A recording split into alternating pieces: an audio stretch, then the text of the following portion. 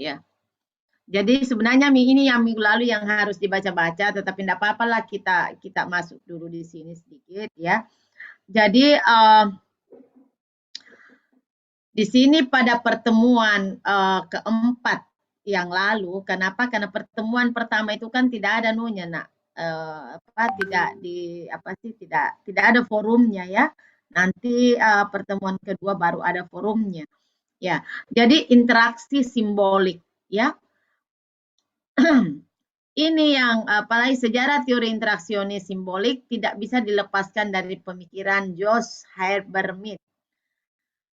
Dia tertarik pada interaksi di mana isyarat nonverbal dan makna suatu pesan verbal mempengaruhi pikiran orang yang sedang berinteraksi. Ya, dalam terminologi yang dipikirkan oleh Mead ini, ya, maksudnya ini Josh ini. Setiap isyarat nonverbal seperti pada saat misalnya anak-anakku sekalian mengangguk ya ataukah mengacungkan tangan pada saat ada pertanyaan yang ingin dijawab, itu yang dimaksudkan. Setiap isyarat nonverbal seperti body language atau gerak fisik, kemudian baju, kemudian misalnya seperti Asnam kasih naik bajunya di atas kepalanya, itu adalah suatu isyarat verbal. Kemudian baju, ada orang bajunya misalnya dia terbuka tapi ada baju dalam kemudian terbuka ya. Kemudian status seseorang dan pesan verbal seperti kata-kata suara seperti misalnya orang kode ya, misalnya seperti ini. Biasanya yang biasa kode seperti itu ya bukan perempuan, jarang saya mendengar perempuan yang kode-kode seperti itu. Biasanya itu laki-laki yang memberikan apalagi kode seperti itu ya, ataukah misalnya dengan tangan ya, tangan seperti ini ya. Ya, dimaknai berdasarkan kesepakatan bersama oleh semua pihak yang terlibat dalam suatu interaksi yang merupakan simbol yang mempunyai arti yang sangat penting. Jadi anak-anakku sekalian, kalau kita melihat, kalau kita merujuk pada teori interaksionisme simbolik ini sebenarnya ada keterkaitan dengan apalagi semiotika. Semiotika itu adalah ilmu tentang tanda, ya. Jadi pada saat misalnya ada pertanyaan, saya mengatakan apa yang dimaksud dengan interaksionisme simbolik, kemudian Nur Aisyah mengajukan tangannya ke atas, itu artinya saya sudah saling stop dulu share deh, ya. Oke, kelihatan. Halo. Muncul. Ya. Ya, saya kan sudah ada suara, nak. Ya. Oke. Jadi yang dimaksudkan kenapa kemudian tadi saya katakan bahwa sebenarnya antara metode antara pendekatan semiotika dengan interaksionalis simbolis sebenarnya ada keterkaitannya ya. Karena kalau kita misalnya melihat teorinya Peirce ya, insya Allah kita akan ketemu dalam mata kuliah semiotika. Dia katakan itu bahwa tanda itu dia bagi menjadi ada ikon, ada indeks, dan ada simbol. Simbol.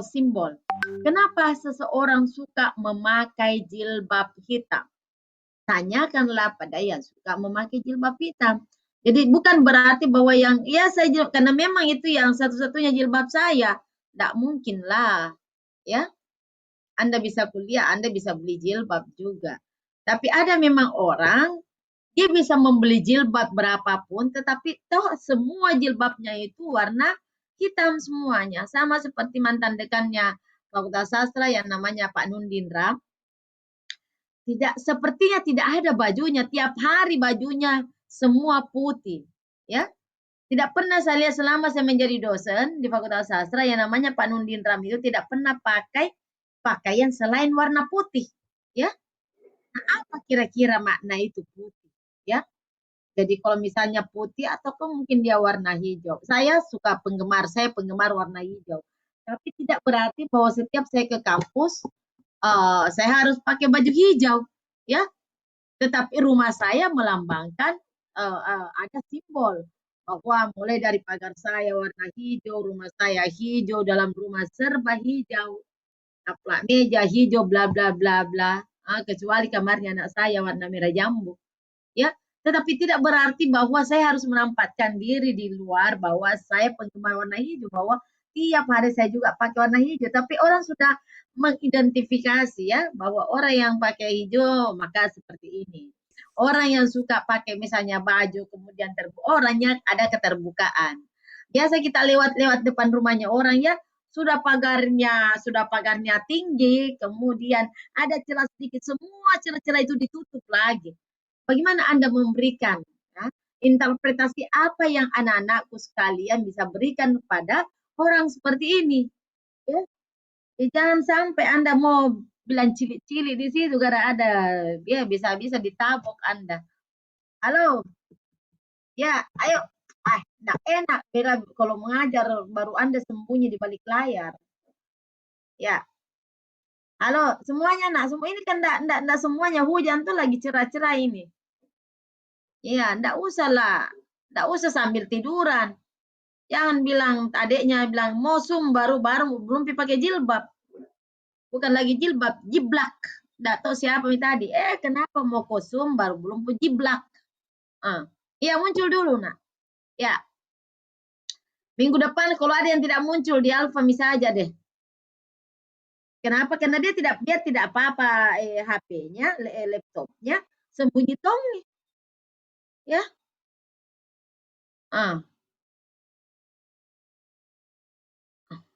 Oke. Jadi yang dimaksud dengan yang tadi ya bahwa sebenarnya pada dasarnya antara interaksionisme simbolik dengan ini ada kesamaan, tetapi tidak persis juga sama, tapi ada kesamaan, ya. Kenapa Nur Aisy? Dari tadi senyum-senyum. Ya, kita lanjutkan. Ya, jangan berlindung lagi. Ya.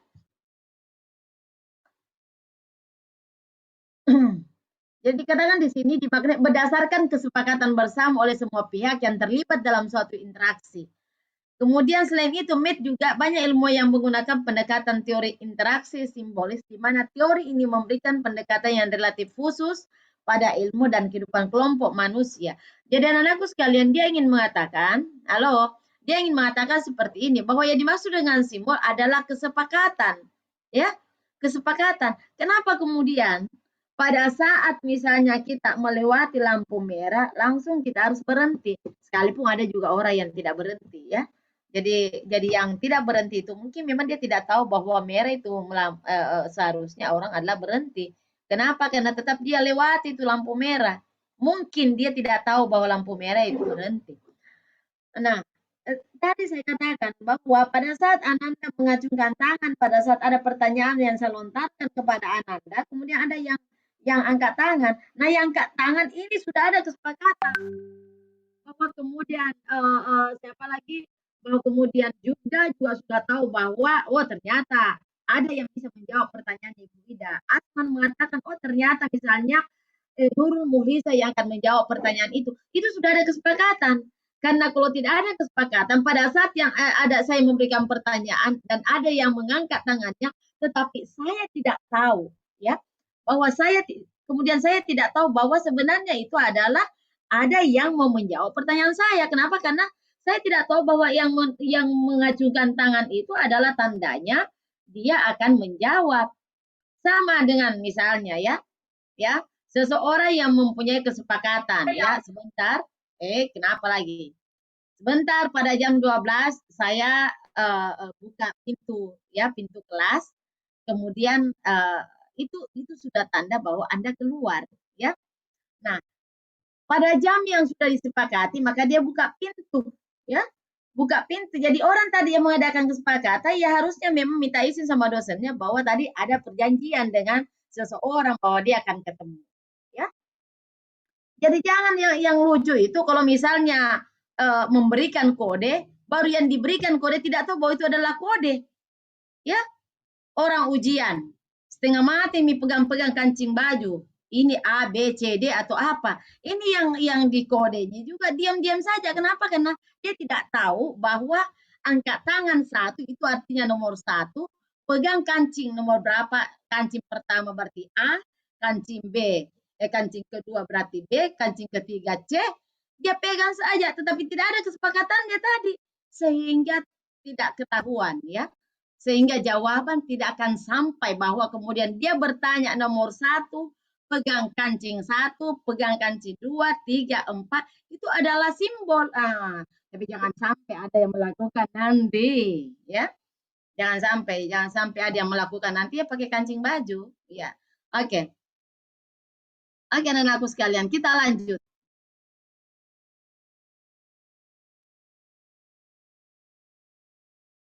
Ya,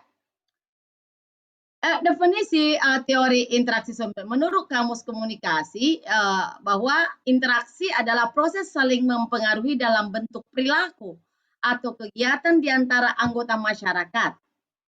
Sementara kalau ini dia katakan bahwa simbolik itu melambangkan sesuatu, ya. Simbolik berarti kan sama dengan kalau saya katakan demikian, ya. Sebenarnya ini sudah pernah kita pelajari bahwa kemudian, ya, orang melakukan barasanji, kemudian ada kelapa yang sudah dilubang di atasnya, maka kita sudah bisa memprediksi bahwa barasanji ini diadakan dalam kaitan dengan akikah, ya. Kenapa? Karena kita sudah ada kesamaan persepsi, ya, bahwa orang mengadakan akikah itu biasanya ada gunting, ada simbol, ya, ada simbol-simbolnya. Itu simbol yang digunakan adalah ada gunting, kemudian ada kelapa, ada baki, ya, sehingga kita bisa menafsirkan bahwa barasanji dilakukan pada saat atau terkait dengan terkait dengan acara akikah, ya. Ternyata situ di ruang tamu banyak tersusun apalagi sarung, ya. Ada tujuh macam sarung, kemudian ada Al-Quran, kemudian ada macam-macam buah dan sebagainya. Kita sudah bisa memprediksi bahwa barasanji ini terkait dengan salah satu acara rangkaian perkawinan yang dikenal dengan mapaci, ya. Itu namanya yang dimaksudkan bahwa ada kesepakatan antar orang dalam masyarakat bahwa kalau seperti ini maka ini namanya, ya. Jadi tanda itu tidak berarti tanda kalau di antara orang yang melihat tanda itu tidak mengetahui tanda apa yang dimaksudkan, ya. Hai, halo lo, ya, masihkah kau berada di situ nak? Ya, kita lanjut. Iya.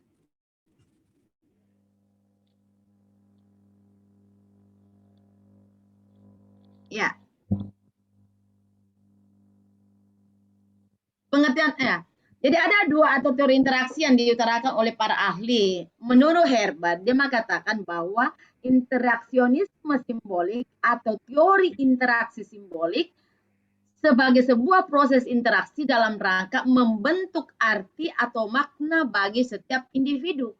Jadi ada makna. Kenapa kemudian misalnya dia pakai warna hijau misalnya, dia selalu pakai warna hijau, atau misalnya pengantin pakai, kenapa warna hijau dipakai? Itu kan lambang katanya ningrat.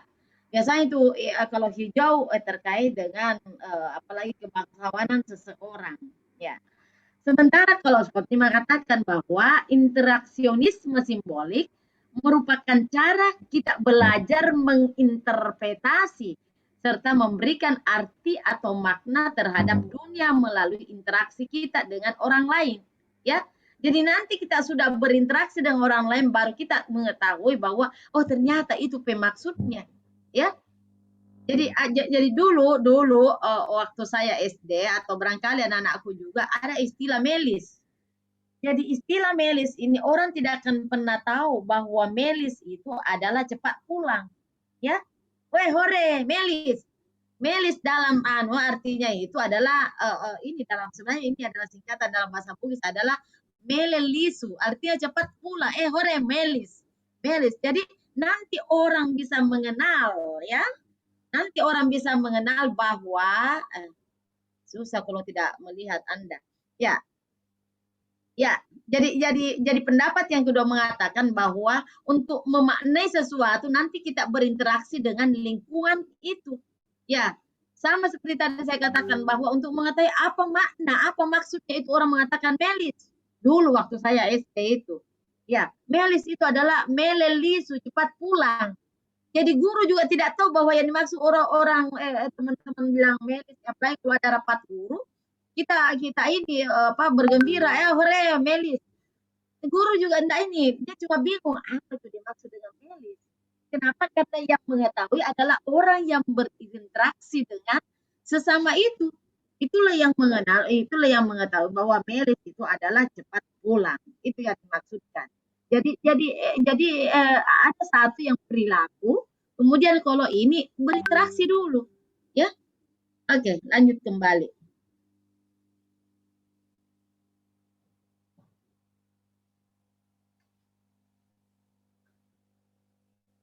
Ya, enggak usah itu ya. Nah, ciri-cirinya ya. Setiap individu selalu merespon situasi berdasarkan simbol, ya. Jadi orang merespon simbol yang dilihatnya. Individu merespon suatu situasi atau lingkungan berdasarkan simbol dan makna yang dikandungnya dalam komponen lingkungan tersebut. Jadi ketika mereka merespon, tidaklah bersifat mekanis dan tidak pula ditentukan oleh faktor-faktor eksternal. Akan tetapi apa yang dilihat itulah yang direspon.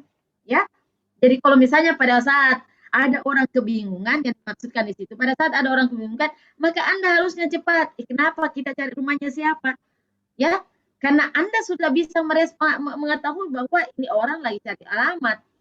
Ya, itu yang dimaksudkan. Nah, teori interaksi memiliki 3 konsep utama. Yang pertama adalah makna. Ya, makna diciptakan melalui interaksi dan dimodifikasi melalui interpretasi. Teori ini mengasumsikan bagaimana manusia berinteraksi dengan manusia lainnya tergantung makna yang diberikan oleh manusia lain tersebut. Ya, jadi kalau misalnya Anda termasuk salah seorang yang super cuek di lingkungan Anda, maka orang di sekitarnya juga jangan harap Anda akan ditegur karena Anda sudah memperlihatkan kepada orang lain bahwa Anda bukan tipe orang yang mau tahu semua urusan orang. Ada kan orang, hei, apa kabar gitu, ya. Sekalipun baru kenal gitu ya, apa kabar, bla bla bla bla bla. Jadi cepat dia bisa mengangkat tema pembicaraan dan sebagainya. Tapi ada juga orang, ngapain saya mau bicara, ya? Ada keperluan apa saya mau bicara dengan? Ya, ya sudah. Jadi orang merespon, orang melihat bahwa perilaku yang kita berikan, orang yang menginterpretasikan perilaku tersebut. Nah, komunikasi yang efektif tidak akan terjadi tanpa adanya makna yang dibagikan. Lebih mudah berkomunikasi dengan yang memiliki kesamaan bahasa. Karena kenapa? Karena pada saat ya perilaku kita sudah memperlihatkan, kemudian ditindaklanjuti dengan misalnya bahasa. Coba pada saat anak-anak sekalian, ya ketemu dengan temannya tiba-tiba lari-lari kemudian tepuk perut, ya ditepuk perutnya, tentu temannya akan mengatakan, kenapa? Kamu mau ke belakang atau sakit perut atau lagi lapar? Ya, tetapi coba kalau misalnya yang Anda ketemukan dengan orang-orang yang tidak sama bahasa, maka Anda harus menerjemahkan. Ya, jadi itu tadi yang dimaksudkan bahwa sudah ada perilaku, ya, tetapi untuk menginterpretasi perilaku tersebut sebaiknya orang lebih bagus kalau ada kesamaan bahasa. Karena langsung dia bisa menanggapi, kamu sakit perut, lagi lapar, atau mau buang air. Nah, itu kan seperti itu. Ya. Kemudian yang kedua, pentingnya konsep diri. Ya, dikembangkan melalui interaksi dengan orang lain dan memberikan motif dalam berperilaku. Sebagaimana yang dikatakan oleh William, dia mengatakan bahwa konsep diri merupakan persepsi tentang diri kita yang bersifat psikologi, sosial, dan fisik yang melalui pengalaman dan interaksi dengan orang lain.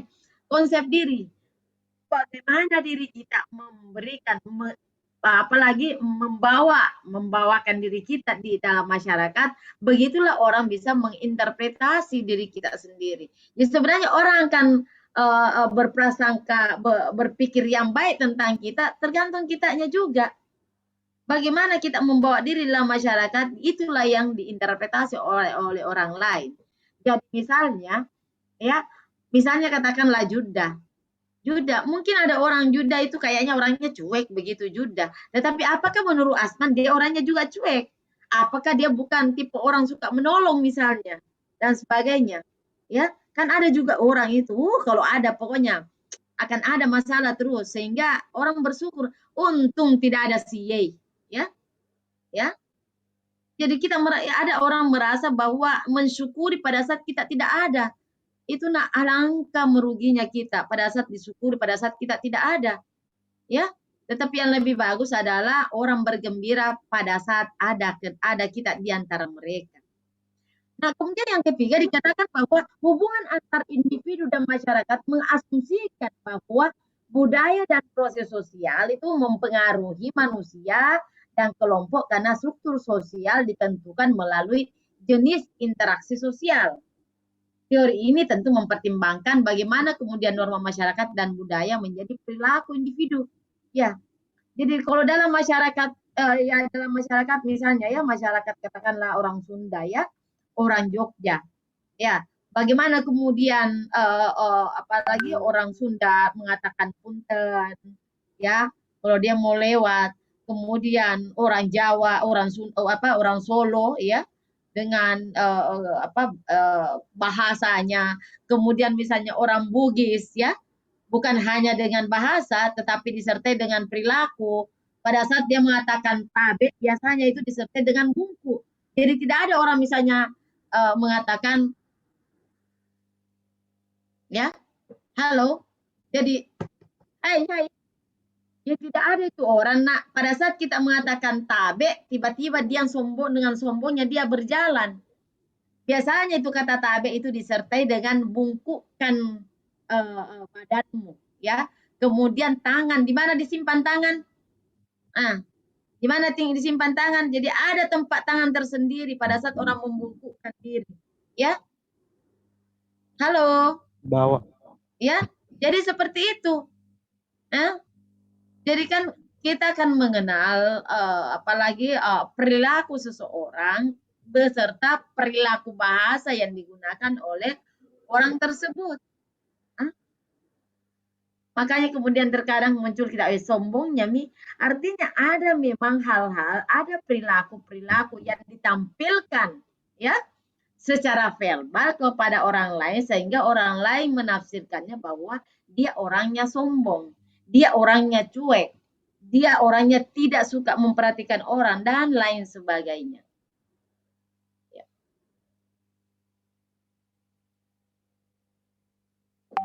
Ya. Sementara kalau menurut Herbert, dia mengatakan bahwa prinsip utama dalam teori interaksi simbolik menitikberatkan pada 3 prinsip utama komunikasi, yaitu ini isinya ya, bahwa berdasarkan teori interaksi simbolik, meaning atau makna tidak inheren ke dalam objek, namun berkembang melalui proses interaksi sosial antar manusia. Jadi ini menurut apalagi Herbert, sementara yang sebelumnya itu menurut Min. Kemudian yang kedua bahasa. Jadi sebagai manusia memiliki kemampuan untuk menamakan sesuatu. Jadi kenapa kemudian kita katakan bagaimanapun modelnya itu pulpen, tetap kita mengatakan bahwa itu namanya pulpen.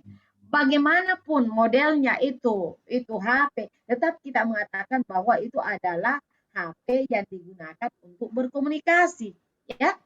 Nah, jadi di sini dikatakan bahwa manusia memiliki kemampuan untuk menamakan sesuatu. Bahasa merupakan sumber makna yang berkembang secara luas melalui interaksi sosial antara satu dengan yang lainnya, dan bahasa disebut sebagai alat untuk instrumen. Jadi alat atau instrumen yang digunakan untuk mengetahui apa yang dimaksudkan. Ya. Dia mengatakan bahwa dalam kehidupan sosial dan komunikasi antar manusia hanya mungkin dapat terjadi jika kita memahami dan menggunakan sebuah bahasa yang sama. Cuma itu kan yang akan jadi masalah, bahwa kemudian orang kota pada saat dia ke daerah ternyata dia menggunakan juga bahasanya, ya bahasa Indonesianya, sementara orang kota ya tentunya dia menggunakan adalah bahasa ibu atau bahasa daerah pada tempat tersebut, sehingga terkadang ada sesuatu yang tidak nyambung. Ya. Kemudian yang ketiga itu toh mengatakan pemikiran berimplikasi pada interpretasi yang diberikan terhadap simbol. Ya. Jadi ada suatu simbol dan simbol itu diinterpretasi antara satu yang lain berbeda. Pada saat misalnya saya melihat acara kemudian ada yang digantung apa sih? Ada digantung madu digantung di dalam botol-botol ya. Mungkin orang bilang, wah ya apa itu? Jadi itu biasanya kalau gantung botol isinya madu, itu juga terkait dengan apalagi pindah rumah. Tetapi apakah semua orang tahu itu? Itu tidak semua kan itu adalah simbol-simbol budaya. Jadi pada saat misalnya si A masuk dalam budaya si B, kemudian simbol-simbol itu belum tentu itu dia tak mengetahui semua bahwa simbol ini bahkan ya bahkan orang yang berada di daerah tersebut tetapi dia mungkin tidak apalagi tidak apa sih tidak mengetahui budaya yang berlaku di sekitarnya tentu juga akan timbul dia juga tidak tahu bahwa rangkaian apalagi simbol-simbol itu adalah terkait dengan misalnya pindah rumah. Kemudian tidak usah ini ya, mirip dengan yang di atas ya. Oh iya. Uh, Konsep kunci interaksi simbolik yang pertama itu mind itu berkembang dalam proses sosial komunikasi dan tidak dapat dipahami sebagai proses yang terpisah. Proses ini melibatkan dua percakapan, gerakan, dan bahasa. Jadi pada saat kita mengatakan misalnya apa lagi susah karena simbol yang saya berikan Anda tidak lihat.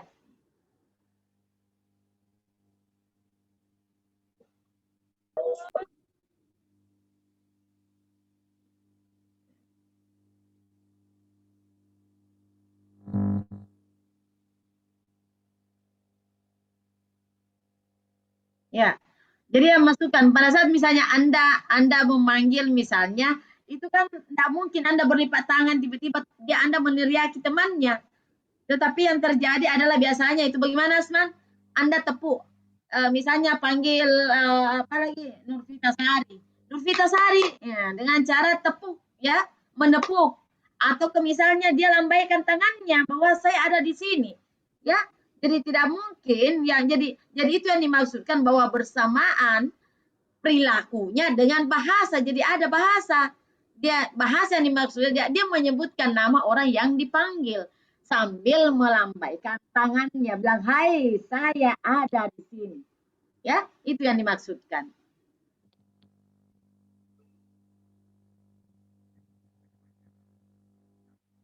Ya.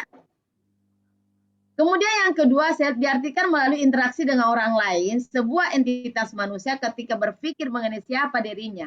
Nah, untuk memahami konsep tentang diri adalah penting memahami perkembangan diri yang hanya mungkin terjadi melalui pengambilan peran. Jadi ada peran yang diberikan kepada dia. Nah, hal ini tentu agar kita bisa melihat diri kita, maka harus memberikan apalagi peran-peran tertentu untuk merefleksikan diri kita. Jadi misalnya kita sebagai ketua panitia, bagaimana Anda merefleksikan diri Anda sebagai ketua panitia dalam suatu organisasi, ya? Jadi begitulah orang, oh ternyata dia orang yang seperti ini. Karena Anda memberikan bahwa sebagai ketua panitia bagaimana seharusnya dia bersikap. Itulah yang diinterpretasi oleh orang lain. Kemudian yang ketiga yaitu adalah society, yaitu masyarakat dibentuk melalui interaksi antar individu yang terkoordinasi. Menurutnya bahwa interaksi yang terjadi pada manusia menempati tingkatan tertinggi bila dibandingkan dengan makhluk lain. Interaksi yang terjadi pada manusia menempati tingkatan tertinggi bila dibandingkan dengan makhluk lain.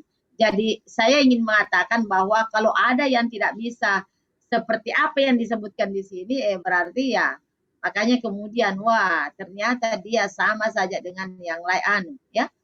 Bahwa kemudian terkadang kita melihat ada kucing yang mau ya, kalau kita lihat di sosial media misalnya ada kucing yang mau mau apalagi menyeberang jalan ternyata masih menunggu dulu lampu merah.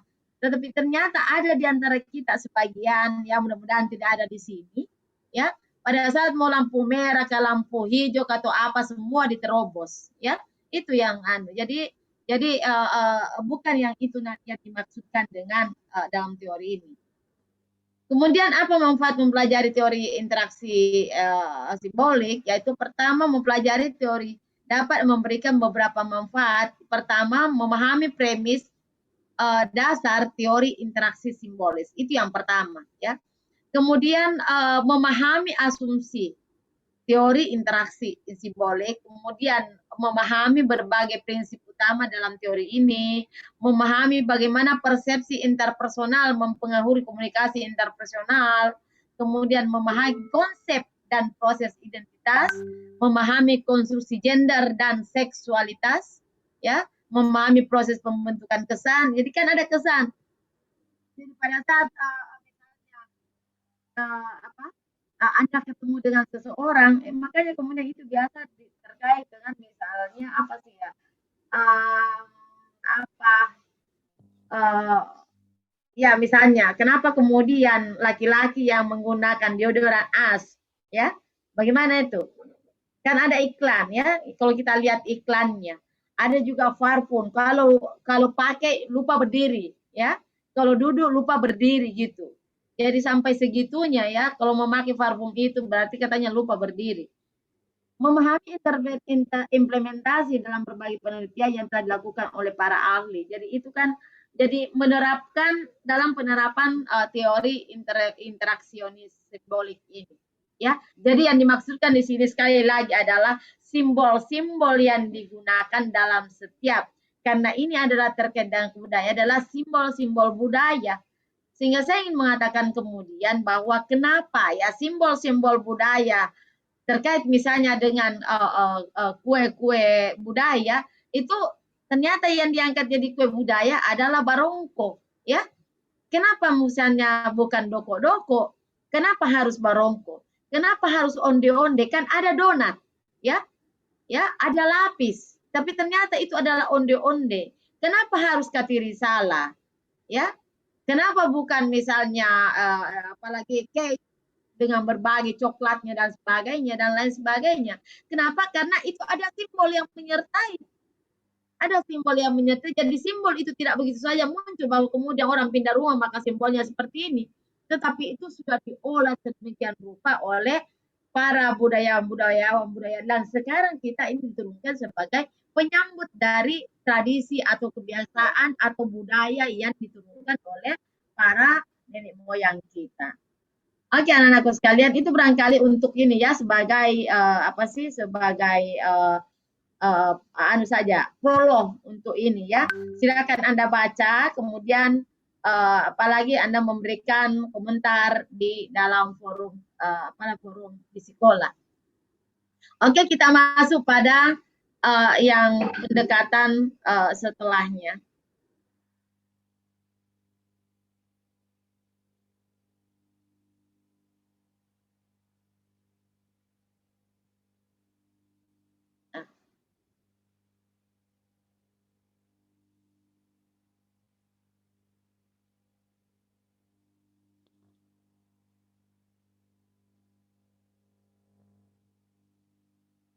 Ya.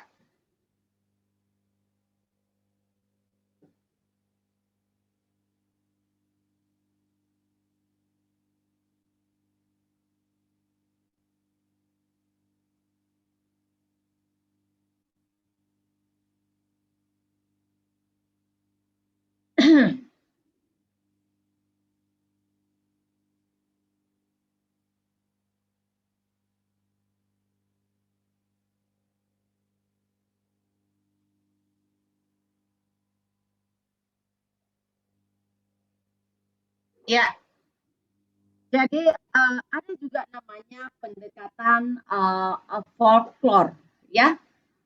Jadi berbicara folklore ini sebenarnya terkait semua dengan budaya-budaya yang ada di dalam masyarakat kita, ya. Jadi kalau kita melihat misalnya pengertian dari folklore itu yang berasal dari dua kata yaitu folk dan lore, itu ini folk dapat diartikan itu adalah rakyat, ya. Jadi sekelompok orang yang memiliki ciri-ciri pengenal fisik, sosial, dan kebudayaan sehingga dapat dibedakan dari kelompok lainnya. Ya, jadi ada ciri khas yang dimiliki oleh kelompok tersebut yang berbeda dengan masyarakat lainnya. Sementara lore diartikan sebagai tradisi, ya, tradisi, sehingga kalau kita mengatakan folklore adalah tradisinya rakyat, ya. Jadi tradisi dari rakyat. Ya, bukan tradisi siapa-siapa, tradisinya rakyat. Nah, tradisi itu seperti apa? Sehingga pengertian folklore secara keseluruhan adalah sebagian kebudayaan suatu kolektif yang tersebar dan diwariskan secara turun-temurun di antara kolektif macam apa saja secara tradisional dalam versi yang berbeda, baik dalam bentuk lisan maupun contoh yang disertai dengan gerak isyarat atau alat pembantu. Ya, kita stop dulu. Ya, jadi tradisi. Bagaimana kemudian suatu tradisi diturunkan? Tentu tergantung masyarakat di mana tradisi itu berkembang. Halo? Halo? Lo, muncul dulu, nak. Ya.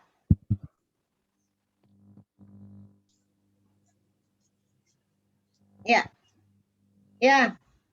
Yana Tullah, Yana. Enggak muncul Yana. Yana Tullah. Istiqamah, Aisy, Farida, Bagas. Nurul Mulisa, Nurdesh, kayaknya dari tadi ini belum pernah muncul Nurdesh. Sri Astuti, Muhammad Lut, mana Lut, di mana di kau?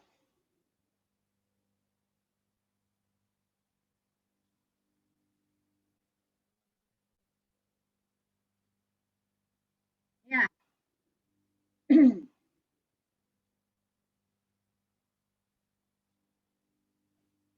Sekarang saya mau bertanya, ya.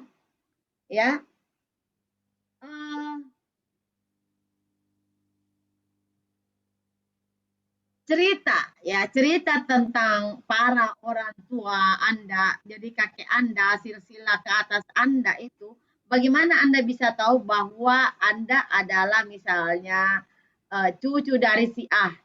Bagaimana kemudian cara orang tua Anda menyampaikan kepada Anda?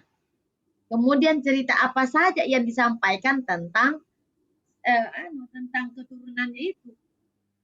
Halo, siapa yang mau bicara? Putri Gita.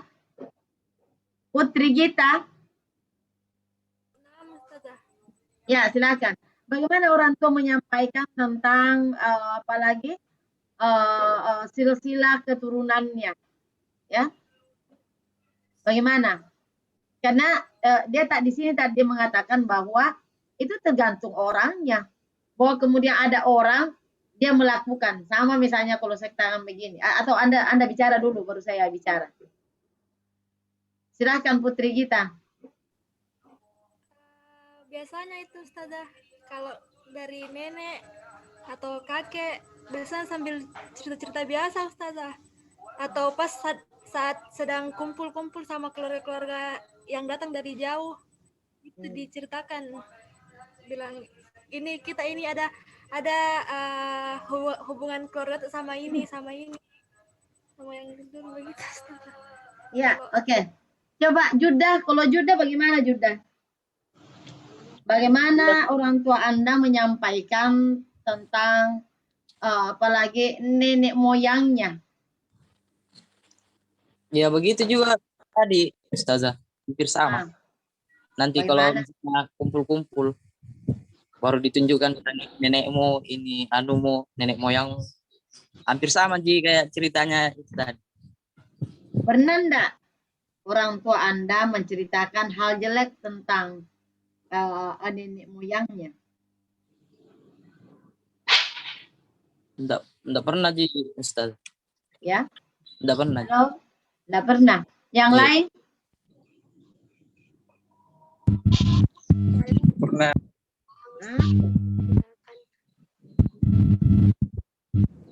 Halo, Ya Ustaz. pernah enggak ada orang tua menceritakan hal jelek tentang nenek moyangnya? Bukan hal jelek sih, Ustaz, tapi lebih ke selisih pahamnya dulu orang tua bagaimana. Ya, Sekarang, oke. Seperti semisal kalau orang tua tak dulu, ya, semisal saya bicara sama orang tua bilang dulu buyut tak begini, tapi sekarang itu enggak boleh nih, macam seperti itu ya. kita sama orang tua. Jadi ya betul nak ya. Jadi sebenarnya itu ya pada saat jadi tradisi itu diturunkan kepada anak cucu, terkadang dengan cerita, tapi terkadang juga dengan perilaku. Kenapa kemudian seorang anak suka membentak kalau dia bicara? Karena mungkin disebabkan orang tuanya juga kalau bicara dengan bapak dengan ibunya saling membentak. Tidak ada rasa saling menyayangi di antara keduanya, sehingga itulah yang diturunkan kepada anaknya. Jadi tidak perlu dia mengatakan bahwa nak, kalau misalnya ada yang kau tidak setuju dimanapun kau berada di masyarakat mana atau di kampus atau di mana, pokoknya bertentangan, pokoknya lawan dia. Ya, dia tidak bilang begitu. Tetapi apa yang dicontohkan oleh orang tuanya, dia bingung. Bukan dia bingung, dia memberikan kesimpulan bahwa ternyata saya harus seperti bapak saya, ya. Bapak saya salah benar semua ditantang ibu saya begitu, atau sebaliknya seperti itu. Ternyata istrinya juga suka membangkang dari orang tua. Jadi itu adalah contoh. Jadi perilaku ini tidak perlu dikatakan bahwa seperti ini. Jadi tidak perlu dia menggunakan bahasa, tetapi contoh yang dilihat, ya. Nah, ada juga orang contoh beserta perilaku. Bagaimana dia bertutur. Jadi biasa itu kan ada dalam keluarga. Antar kakak adik, misalnya katakanlah Asman. Asman adiknya Asman panggil Asman juga dengan Asman. Ya. Begitu juga kakaknya memanggil Asman dengan Asman. Ya. Nah, tetapi di dalam keluarga yang lain ternyata, maaf Asman mungkin tidak seperti itu. Ini hanya contoh nak ya. Tetapi ternyata, yang kasih contoh lagi Asman lagi, nanti tersinggung Bella Asman bilang, ya ternyata di lain pihak atau terjadi perubahan. Yang adik memanggil kakak dengan sebutan Kak Asman atau Bang Asman, kemudian yang kakak memanggil adiknya dengan Dek Asman, tolong ambilkan ini Dek, itu. Jadi kan ada pertolongan, tetapi ada perilaku secara verbal, dan ada juga ada perilaku, kemudian ada bahasa yang disampaikan dengan cara yang tentu yang baik. Pada saat Anda disuruh seseorang, tapi Anda dikatakan, ambil dulu itu apalagi kalau misalnya yang terjadi ada, ambil kok itu ya, seakan-akan itu seorang majikan dengan pembantunya, ya. Padahal seorang majikan juga kalau menyuruh juga pembantu dengan cara seperti itu, barangkali 1 bulan syukur itu kalau masih bisa tinggal itu pembantu di rumah kalau begitu caranya bicara. Ya.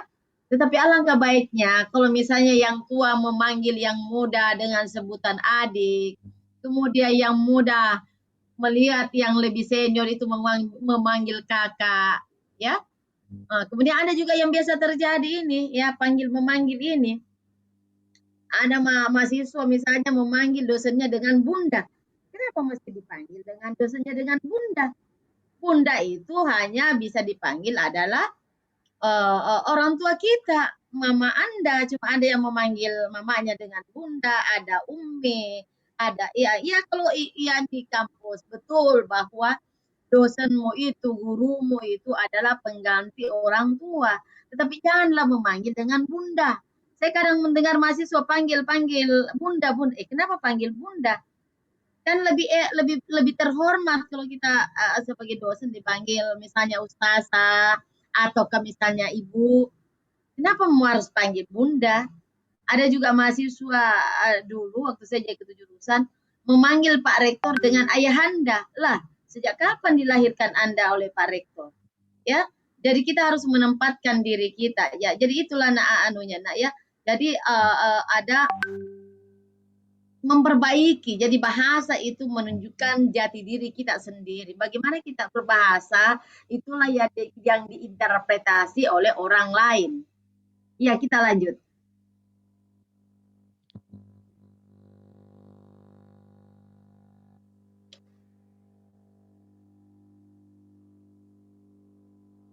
Ciri-cirinya folklore, penyebaran dan pewarisannya biasanya dilakukan secara lisan, jadi bukan tertulis ya, secara lisan. Makanya kemudian tadi saya katakan bahwa orang tua menceritakan.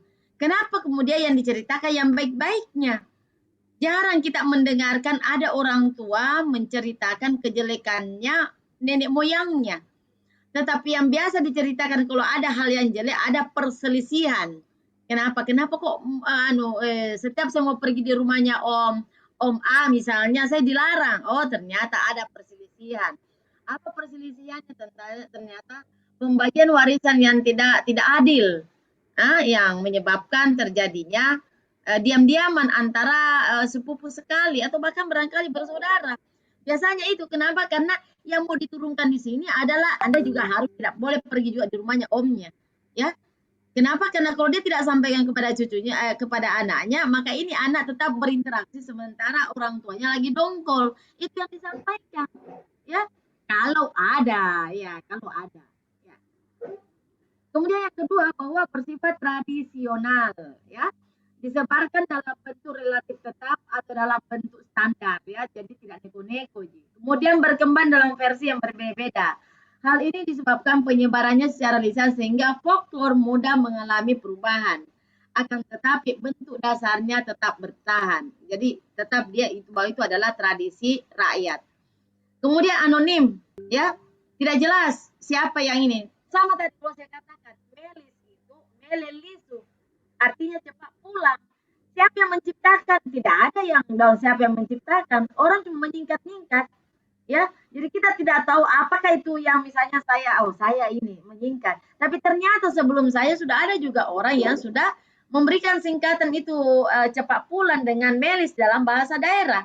Ya, jadi pembuatnya sudah tidak diketahui lagi siapa yang membuat.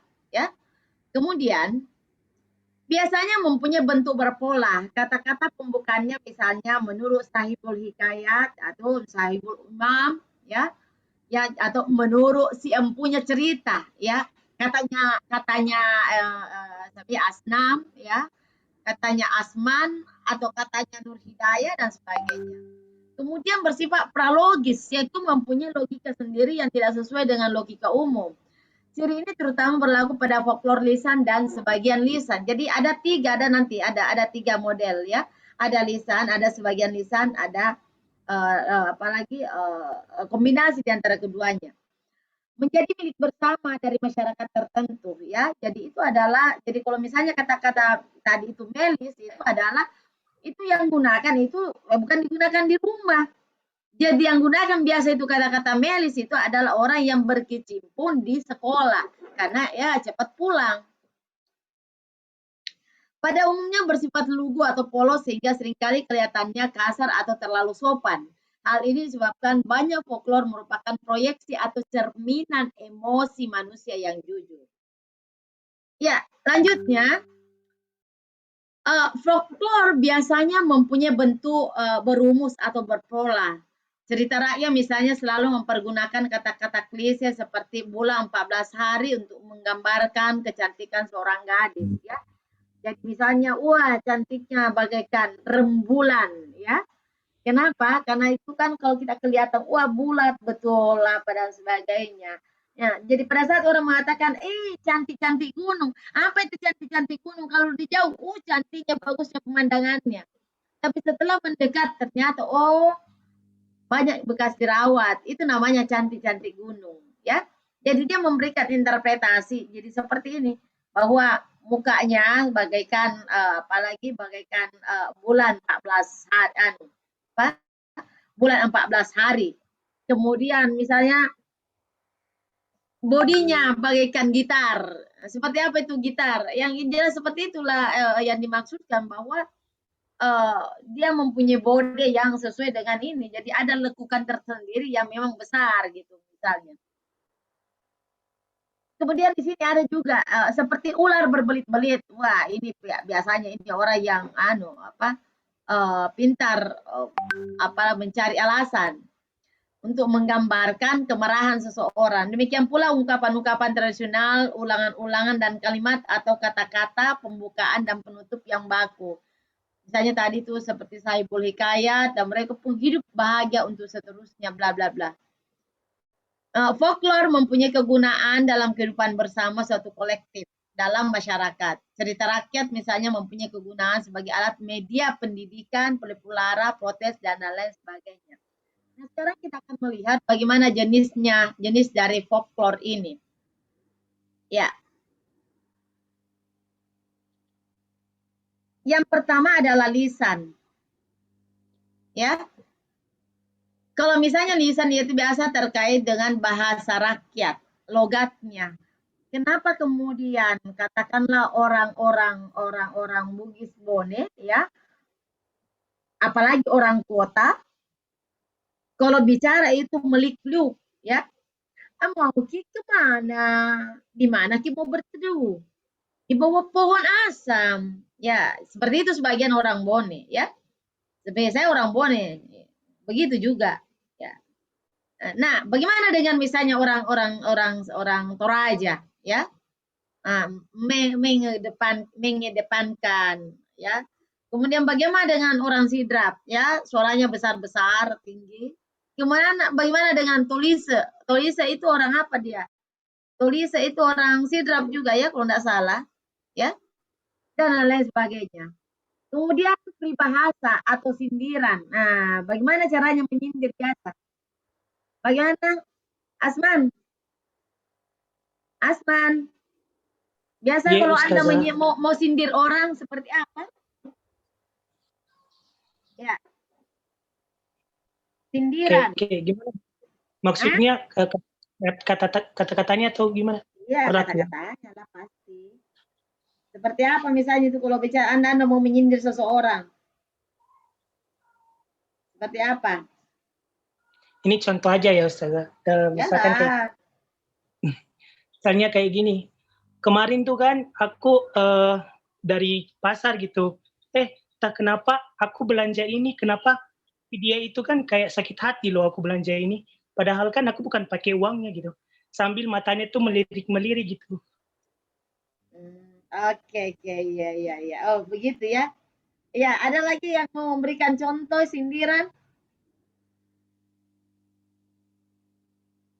Halo.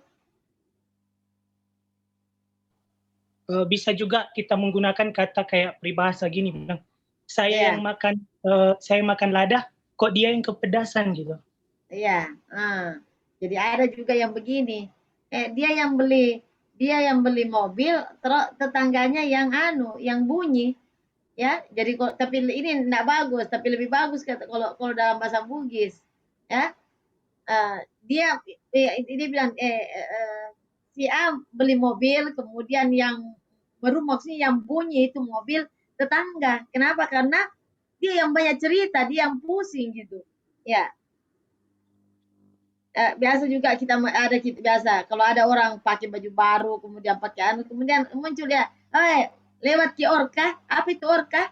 Orang kaya baru, ya, biasa dengar itu di orka apa? Orka baru.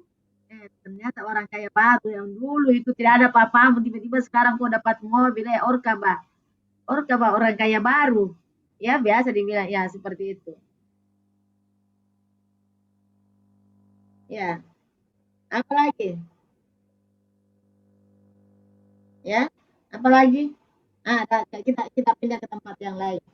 Kemudian sindiran, peribahasa, teka-teki, ya. Seperti apa misalnya teka-teki? Teka-teki, halo.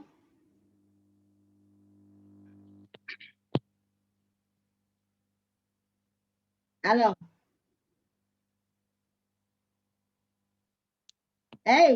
Masa banyaknya ini orang tidak ada yang tahu yang mana teka-teki? Ini Jangan Bidul Asman terus. Yang lain dong. Iya, Ustazah. Siapa?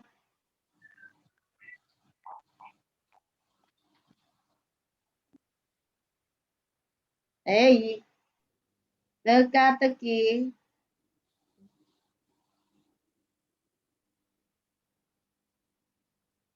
Teka-teki sembarang ji Ustazah.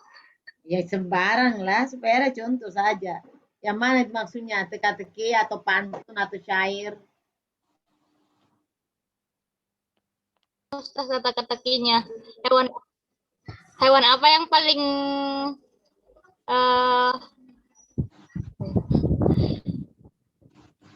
Hewan apa yang apa?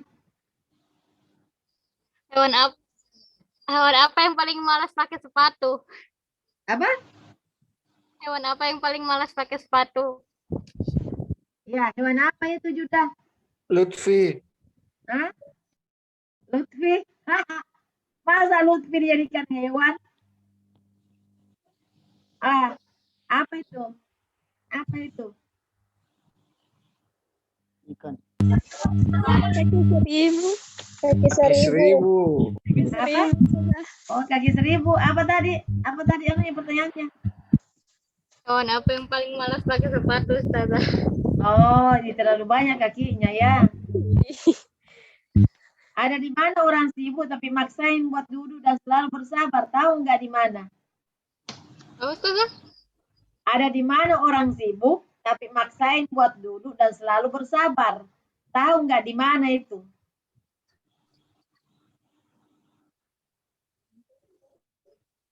Nah, di WC. Dia tetap bersabar maksudnya. Ada di mana orang sibuk? Sibuk kan cepat-cepat mau pergi ke mau masuk ke WC. Tapi maksain buat duduk, ya, memaksa dirinya untuk duduk dan selalu bersabar, ya. Ya itu katanya di Jamban, nggak tahu ini saya lihat di Mr. Google. Oke. Kemudian pantun syair, udah. Mitos, legenda, dongeng. Ya salah satu saja. Kalau mitos, apa biasanya mitos? Kalau jatuh ke bulu mata berarti kenapa? Ada yang rindu. Ya. Jadi ingat-ingat itu Fikriah, kalau jatuh bulu matanya berarti ada yang rindu.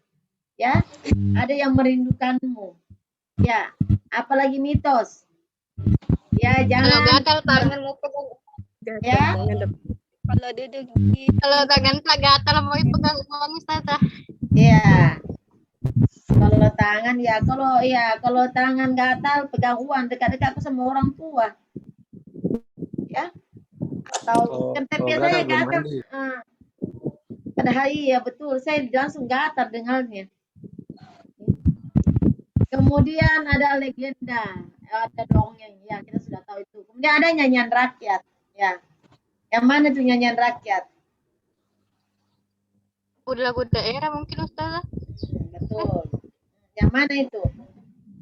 Ya, misalnya kalau di Bugis ngapa dendang atau gitu. Apa itu coba ke? Nggak tahu kayak mana itu? Halo? Saya pernah dengar aja Ustazah tapi enggak aku tahu liriknya. Hah? Ya menjadi penyanyi WC. Ya. Ya. Yang mana itu? Oh, ada juga Ustazah lagu yang ala Masea-sea. Ya, Nongkori itu kan. Ya. Nyanyian yang dinyanyikan secara turun-temurun dan bahkan di beberapa kasus tidak diketahui pencipta ataupun penulis pertamanya. Benar-benar itu cocok itu. Nah, makanya tadi dikatakan bahwa folklore itu pada umumnya ada anonim. Tidak jelas siapa penciptanya, ya. Jadi kalau misalnya kayaknya ala Masea-sea itu tidak tahu siapa penciptanya, tapi kan lagu-lagu Bugis kemudian menjadi nyanyian rakyat itu kan seperti bulu alauna tempe itu kan sudah ada penciptanya. Ya, tetapi itu juga masuk dalam nyanyian rakyat. Nah, sebagian jenis folklore sebagian lisan, ya. Kepercayaan dan tahayul. Ya. ada kepercayaan bahwa dia percaya bahwa suatu batu besar itu bertuan misalnya, atau pohon besar itu bertuan, makanya kemudian harus diberikan sesaji. Kemudian permainan rakyat, seperti apa itu permainan rakyat? Seperti apa itu? Ya, Apa lagi? Kayak itu bukan kenapa nak? Lupa Ustazah namanya. Ya. Dating. Jadi sebenarnya kan permainan rakyat itu sama permainan yang dilakukan dulu pada masa lalu.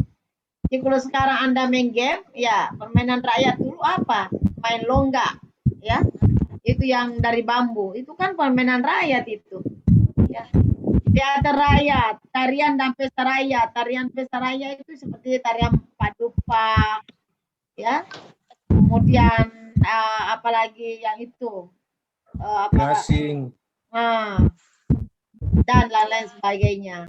Kemudian adat kebiasaan seperti kebiasaan itu ya, kalau adat kan banyak ya, tradisi. Kalau kebiasaan itu biasa misalnya masyarakat di kampung itu suka cari kutu di tangga. Kemudian upacara tradisional ya, upacara tradisional itu misalnya terkait dengan pindah rumah, ya itu yang dimaksudkan. Kemudian ada juga folklore bukan lisan, jadi ada lisan, ada sebagian lisan dan ada bukan lisan, ya. Berarti kan kombinasi di antara keduanya. Ada bangunan rumah adat seperti rumah adat setiap itu suku Bugis itu berbeda. Ya, kemudian ada seni kerajinan seperti topi pamiring ya, topi bone itu berbeda dengan topi tempat lain misalnya. Kemudian pakaian tradisional ya, pakaian tradisional untuk orang Makassar berbeda dengan orang Bugis ya, berbeda. Kemudian jas itu kan ada hitam-hitam di pinggirannya, itu berbeda. Sama-sama dari Sulawesi Selatan tapi ada perbedaan. Kemudian obat-obatan rakyat. Yang mana itu obat-obatan rakyat? Yang kayak dari daun-daunan diambil. Dari daun-daunan. Kalau misalnya anak-anak suka kejeduk gitu, makanya kemudian kita biasa berikan itu ini pengobatan asam Jawa dikasih dikasih air hangat, ya dicuci dulu air hangat. Kemudian dikasih sabun cair biasa Wings atau B29 dikucek-kucek ya. Jadi biasa itu kalau anak kecil kan suka jatuh. Jadi kalau jatuh kemudian palai benjol, kasih saja itu sabun dengan asam. Dan sampai 10 menit pasti turun itu. Kemudian biasa itu orang namanya kacilereseng itu bentol-bentol badannya, biasa dia ambil apalagi itu namanya, ambil topi hitam ya. Itu kan biasa itu merah-merah badan itu, katanya itu orang Bugis bilang kacilerese, ada juga bilang sarampa atau apalah gitu ya. Ya aku dipikir-pikir apa hubungannya, tapi kalau itu asam ya berhubungan karena itu kan ada daun. Tapi kalau kayak ada juga orang mengobati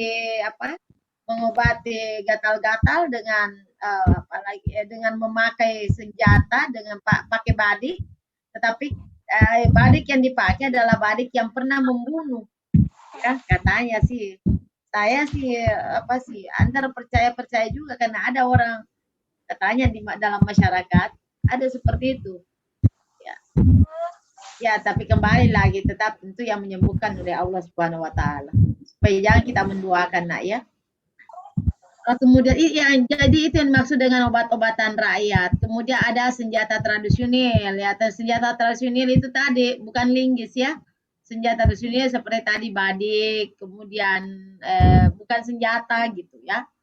Badik, kemudian apa lagi? Tombak. Apa lagi? Tombak. Terus apa lagi? Dan lain sebagainya.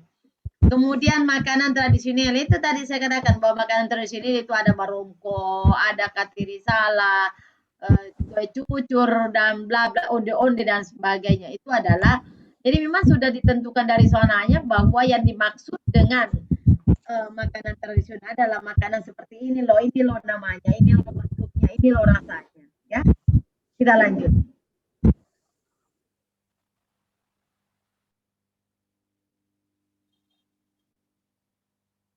Ini sudah tadi. Sudah. Fungsinya ya. Fungsi folklore yaitu sebagai sistem. Menurut Bascom mengatakan sistem proyeksi yakni sebagai alat pencermin angan-angan suatu kolektif dalam masyarakat. Kemudian sebagai alat pengesahan peranata-peranata dan lembaga-lembaga kebudayaan. Kemudian sebagai alat pendidikan, ya. Kemudian sebagai alat pemaksa dan pengawas agar norma masyarakat selalu dipatuhi anggota kolektifnya. Sementara menurut Alan mengatakan bahwa fungsi folklore itu mempertebal perasaan solidaritas kolektif sebagai alat pembenaran dalam masyarakat, kemudian memberi arahan kepada masyarakat untuk mencela. Ya, jadi sebenarnya adalah digunakan juga sebagai alat memprotes gitu. Kemudian menyenangkan dan hiburan. Kenapa? Mungkin kalau yang maksud di sini menyenangkan dan hiburan karena dia terkait dengan nyanyian. Ya. Sehingga dikatakan di situ bahwa fungsi folklore yang lain adalah menyenangkan atau menghibur. Kenapa? Karena itu mungkin terkait dengan misalnya lagu-lagu rakyat yang dinyanyikan. Kenapa kemudian misalnya Iya Belale ya? Iya Belale kemudian dijadikan sebagai sebagai alat hiburan untuk menidurkan anak-anak. Apa itu Iya Belale matin rotudang ya. Jadi dia sebenarnya ingin menyampaikan kepada pendengarnya, kepada anak yang diayunnya ya, bahwa ini loh ibu ini mengayun Ananda semua ini sambil tertidur, matin rotudang ya. Jadi itu penyampaian, jadi ada ketauladanan ya, ada kelelahan yang disampaikan oleh orang tua kepada anaknya bahwa begitu cintanya saya kepada Ananda sehingga saya mengayunmu sampai saya tertidur sambil duduk ya. Jadi seperti itu. Ya. Sama dengan misalnya kalau kita mendengarkan apalagi alam sia gitu. Itu kan juga ada keteladanan yang ingin disampaikan kepada si anak ini. Kenapa kemudian ya dia menginginkan bahwa anak ini belajar dari awal ya. Belajar dari awal, jangan nanti besar baru mau belajar karena susah ya. Jadi kalau misalnya dia katakan bahwa alama sea mua tauna ompori sesekale nasaba riwatu bai cuta demi mena engka nak guru. Jadi dia mengatakan waktu kecil baru menyesal, waktu kecil tidak pernah belajar, dari setelah dewasa baru menyesal. Apa yang terjadi? Banyak pihak diinginkan. Mau mencari kerja, mau menikah, mau beli motor, mau beli itu semua. Ya, enrengnya boleh tuh ikut dan bukan cuma sampai di situ. Ya, tambah malas Ki. Banyak angan-angannya, banyak cita-cita yang diinginkan, tetapi kemalasannya semakin bertambah. Apa yang terjadi? Ya, tinggal tidur aja di rumah. Ya, begitu Asmandi? Asman? Iya Ustazah. Asman, begitu. Jadi itu. Jadi sebenarnya kenapa kemudian lagu rakyat ini yang dipilih untuk ya? Kenapa bukan lagu lain ya? Ya, tapi ini kan tentu berbeda kalau misalnya ya masyarakat sekarang kita ini berbeda dengan dulu. Sekalipun misalnya dia dipanggil ustaz, tetapi toh tetap juga yang dinyanyikan itu lagu lah adalah ilang alam sia-sia, iya Bilal dan sebagainya. Ya, bukan ya Rasulullah misalnya. Ya, bukan lagu-lagu Islam karena sekarang baru muncul pencipta-pencipta lagu-lagu yang Islami gitu. Dulu kan tidak, itu sudah lagu Islami. Kalau yang misalnya yang itu apa? Pada zaman dahulu kala, pada zaman jahiliyah, lahirlah seorang anak yang lahirlah seorang nabi yang terakhir dan mulia. Itu sudah lagu-lagu itu. Sudah lagu-lagu Islami. Itu kan pada masa itu jadi sebenarnya anak-anak semua juga itu bisa juga mengangkat lagu-lagu Islami itu dalam konteks untuk anunya nanti untuk apa skripsinya ya. Jadi Anda mungkin akan membuat nilai-nilai Islami yang dikandung oleh lagu itu. Kemudian Anda ingin memperbandingkan lagu rakyat yang diciptakan pada zaman bahula gitu, yang kita tidak tahu siapa penciptanya. Kalau sekarang mungkin kita mengatakan bahwa yang ciptakan itu adalah Haddad Alwi atau siapa gitu. Tetapi pada masa lalu tidak ada yang mengatakan bahwa yang menciptakan itu adalah si A, si B, si C dan sebagainya. Sehingga dikatakan kemudian penciptanya adalah anonim, ya.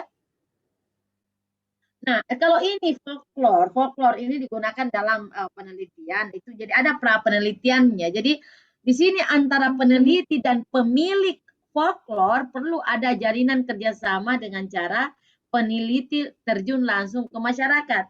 Jadi yang dimaksud dari kita yang meneliti dengan pemilik folklore di mana folklore itu muncul, jadi digunakan. Jadi kalau folklore ini terkait misalnya dengan bangunan, folklore terkait dengan tarian budaya, folklore terkait dengan teka-teki, Anda sebagai peneliti terjun langsung di mana daerah tersebut yang menciptakan folklore itu ya. Kemudian alat pembenaran dalam masyarakat ya. Mana tadi? Salah ya. Kemudian peneliti perlu menjalin hubungan baik dengan subjek penelitian untuk mendapatkan informasi yang berhubungan dengan kepercayaan.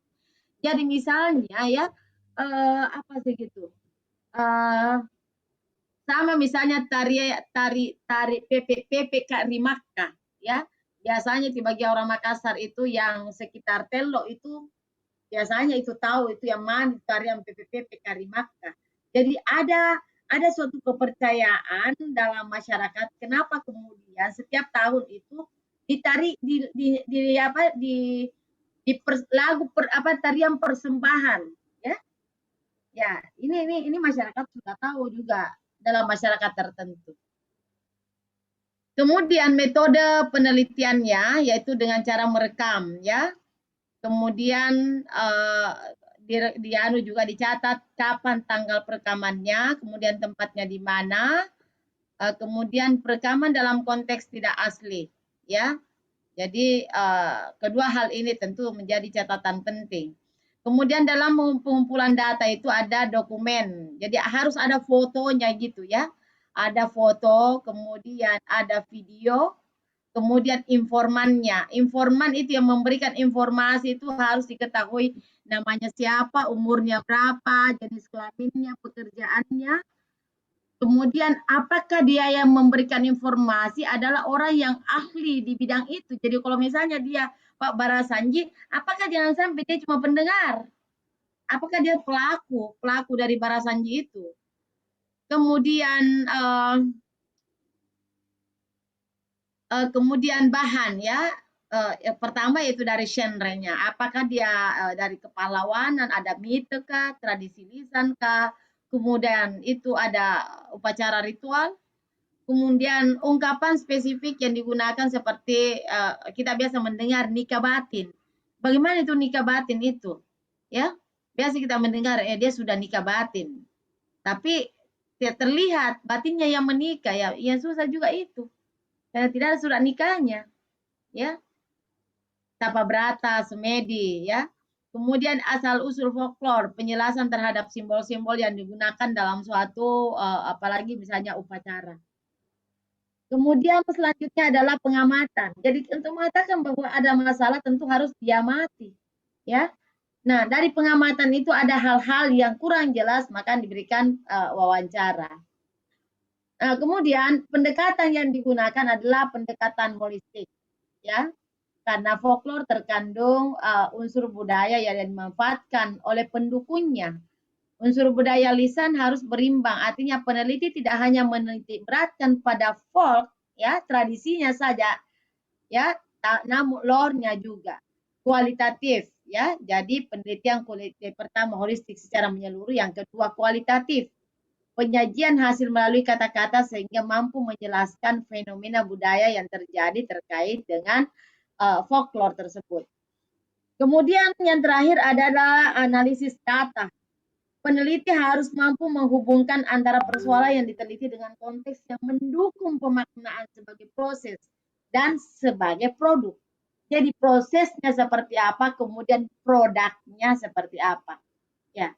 Jadi proses dimaksudkan adalah perlu dicermati terjadinya transmisi pesan budaya dari waktu ke waktu. Bagaimana kemudian ini keberlanjutannya ya.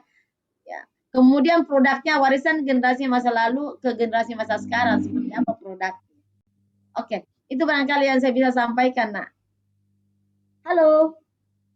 Halo. Masih Kak ada? Ya. Oke.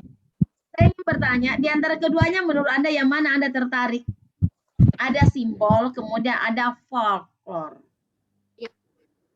Ya, yang mana menarik menurut Anda? Halo.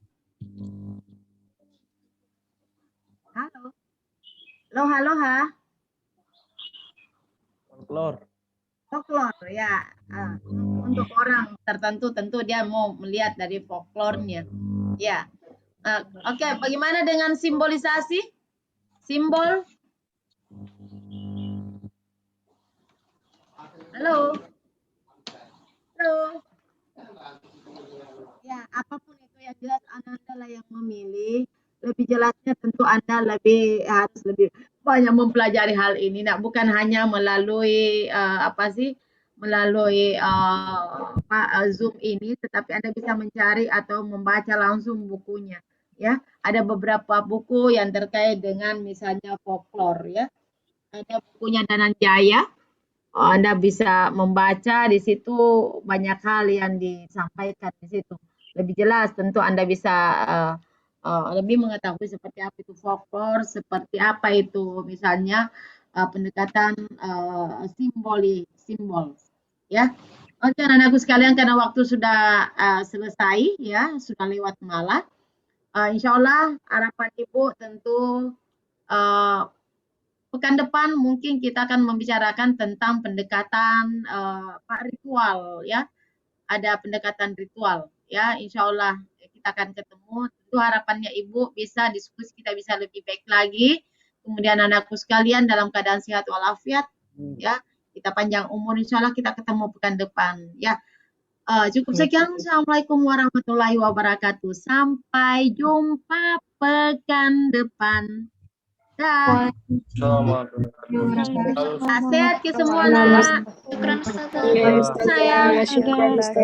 Sehat kina. Ya. Assalamualaikum warahmatullahi